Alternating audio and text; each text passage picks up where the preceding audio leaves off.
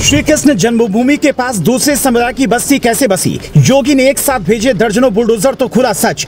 याकूब ने जज साहब से कहा बचा लो माई बाप, पर योगी के जवानों ने सीधा कहा इस बात की माफी नहीं मिलेगी।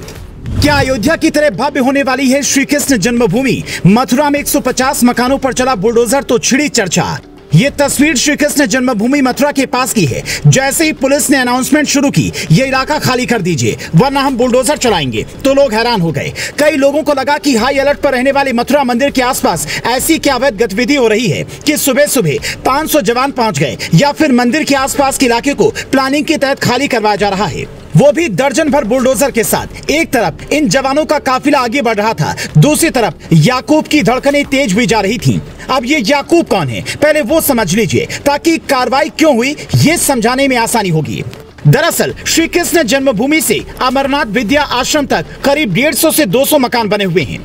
अगर आप मथुरा गए होंगे तो देखा होगा रेलवे लाइन के दोनों ओर ये बस्तियां बसी हुई हैं और याकूब इन्हीं बस्तियों में रहने वालों का रहनुमा है। इसीलिए जब इधर सरकार ने बुलडोजर भेजने का फैसला लिया तो याकूब बुलडोजर के आगे खड़ा हो गया और कहा कि हमने जज साहब से गुहार लगाई है, हमें बचा लीजिए, 21 अगस्त तक आप लोग रुक जाइए। लेकिन योगी की पुलिस ने साफ साफ कह दिया कि हमें ये जमीन खाली करवा कर रेलवे को देना है। अब सवाल है कि रेलवे को ये जमीन क्यों चाहिए? क्या रेलवे मथुरा में बुलेट ट्रेन दौड़ाने की तैयारी कर रहा है? तो वो भी सुन लीजिए। रेलवे के अधिकारी कह रहे हैं कि इन बस्तियों को हटाकर हम मीटर गेज से ब्रॉड गेज में रेलवे लाइन को बदलेंगे। मीटर गेज का मतलब ये होता है कि पटरियों के बीच की दूरी 1 मीटर होती है, लेकिन ब्रॉड गेज में ये दूरी 1.676 मीटर हो जाती है, यानी पटरियां चौड़ी हो जाती हैं, तो बड़ी और रफ्तार वाली ट्रेनें भी आसानी से चल जाती हैं। मतलब हो सकता है कि मथुरा में बुलेट ट्रेन दौड़ाने की तैयारी हो, लेकिन कई लोगों का मानना है कि ये कार्रवाई एक प्लानिंग के तहत हो रही है। अब वो प्लानिंग क्या हो सकती है वो भी सुन लीजिए।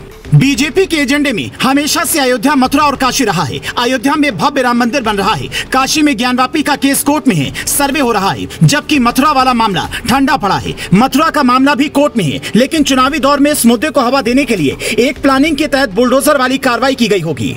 लेकिन ये सिर्फ दावे हो सकते हैं, क्योंकि जब भी कहीं बुलडोजर चलता है और खासकर रेलवे की जमीन पर, तो उसमें सिर्फ सरकार की सहमति नहीं होती, बल्कि रेलवे बाकायदा नोटिस जारी करता है, फिर जीआरपी की मदद लेती है और उसके बाद सरकार से भी सहयोग मांगती है। चूंकि योगी सरकार का रुख शुरू से ही अतिक्रमण के खिलाफ रहा है, इसलिए उनकी हर बुलडोजर वाली कार्रवाई की चर्चा तेज हो जाती है। मथुरा और वृंदावन के इलाकों में रोहिंग्याओं के रहने की खबरें भी सामने आती रहती हैं। अब चूंकि हरियाणा के मेवात में रोहिंग्याओं और बांग्लादेशियों को आगे कर बहुत बड़ी घटनाओं को अंजाम दिया जा चुका है, तो योगी सरकार भी ऐसी किसी भी साजिश का पर्दाफाश समय से पहले करना चाहती है। आपको याद होगा जब भी कोई रिपोर्ट आती है, यूपी के कई जिले उसमें अलर्ट पर होते हैं और मथुरा एक संवेदनशील एरिया है, इसीलिए यहाँ पर अवैध अतिक्रमण मतलब कई तरह के खतरे हो सकते हैं।